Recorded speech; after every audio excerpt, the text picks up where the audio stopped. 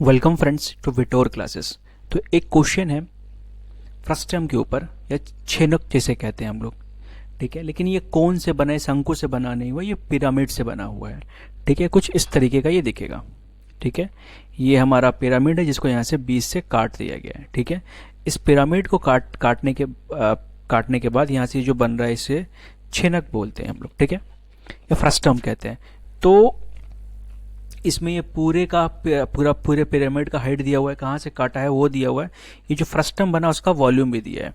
तो इसे हमें सॉल्व करना है। तो हमने क्या किया है कि जो स्क्वायर पिरामिड है बेस का, तो इसके बेस का लेंथ हमने 2x मान लिया। इसको 2i इसलिए माना है क्योंकि हमें इनका आधा करना पड़ेगा कैलकुलेशन करने के लिए। तो जब हम लोग किसी एक पार्ट को लेंगे, फॉर एग्जाम्पल मान लीजिए यहाँ से हाइट खींच देते हैं। ठीक है, ये जब हमने हाइट खींचा है और इसके बाद अगर यहाँ से एक लाइन हम ड्रॉ करेंगे तो ये एक ट्राइंगल का रूप लेगा। ठीक है, अगर यहाँ से इसको भी जोड़ देते हैं हम तो ये ट्राइंगल का रूप लेगा। ये कैसे दिखेगा? अगर साइड से देखेंगे हम लोग तो कुछ इस तरीके से दिखेगा। ठीक है, जिसका नीचे वाला पार्ट 2x है, ऊपर यहाँ वाला पार्ट 2y है। आधा ये y, ये आधा x हो गया। तो हमें दिया गया है कि ये जो पार्ट है, ये फ्रस्टम जो पार्ट है यहाँ पे, इसका वॉल्यूम दे दिया गया है। इसका एक्चुअल वॉल्यूम फॉर्मूला होता क्या है? h/3। ठीक है, A1 मतलब किसी एक का एरिया पकड़ लीजिए, चाहे ऊपर का एरिया नीचे का एरिया पकड़ लेते हैं, और फिर A2 ये नीचे वाले बेस का एरिया। ठीक है, plus √over A1 into A2 होता है। ठीक है, तो हम यहाँ पे पहले उसी चीज़ को सॉल्व करते हैं। तो हाइट देखिए, अब इसमें क्या होगा, ये जो पूरी हाइट दी है ये दी गई है 20, और काटा कहाँ गया है? 12 से। तो फ्रस्टम की हाइट कितनी हो गई? 8। ये देखने में थोड़ा ये बड़ा लग रहा है, पर जो है वही लिख सकते हैं हम लोग। तो वैल्यू बिठाते हैं, ये हो जाएगा 8/3। अब हमने इसका साइड कितना माना था? 2x। तो अगर इसका हम लोग एरिया निकालेंगे तो कितना आएगा?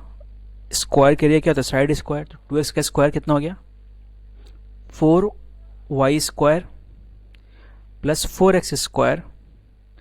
अब इन दोनों का रूट करके मल्टीप्लाई, तो इसका रूट कितना आएगा? 2i, इसका रूट 2x। तो मल्टीप्लाई करेंगे तो आएगा 4xy।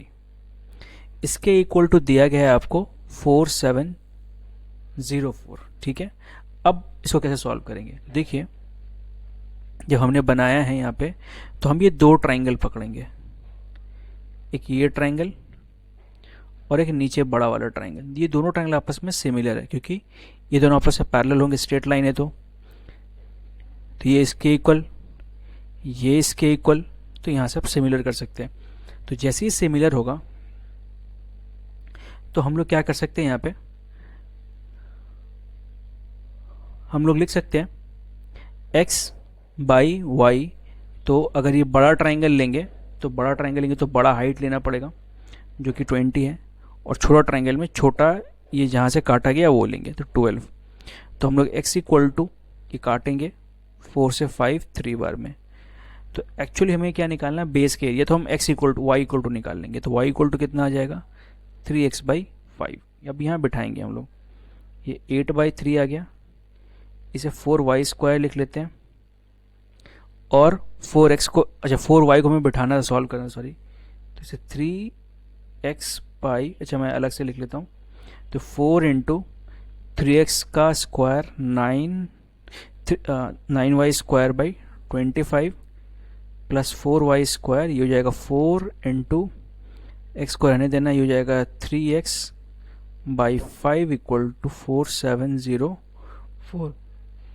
ठीक है, तो 8/3 यहाँ रहने देते हैं।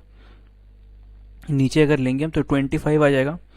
यहाँ पे आ जाएगा आपका 36x², यहाँ आपका आ जाएगा 100, ये 4x² है, सॉरी y² नहीं।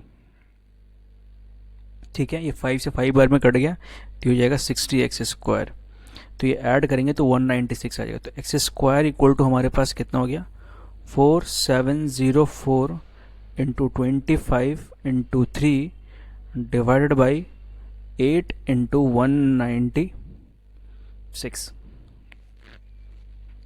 ठीक है, तो अब अगर एक चीज़ आप थोड़ा ध्यान से देखें कि कौन सा किसका रूट, जैसे ये देखिए, ये किसी का ये 14 का रूट है, यानी इसे 2 से काट लेते हैं 4 बार में, इसे 2 से काटेंगे 2 बार में, 3 बार में, 5 बार में, 2 बार में।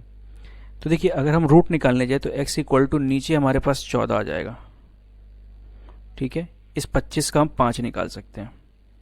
अगर ये 3 से कटेगा तो 3 2 5 12, 3 भी कट रहा है तो एक 3 यहाँ से निकाल के तो एक और 3 आ गया। यहाँ से एक 3 था, यहाँ से एक 3, दोनों का रूट 3 आ गया।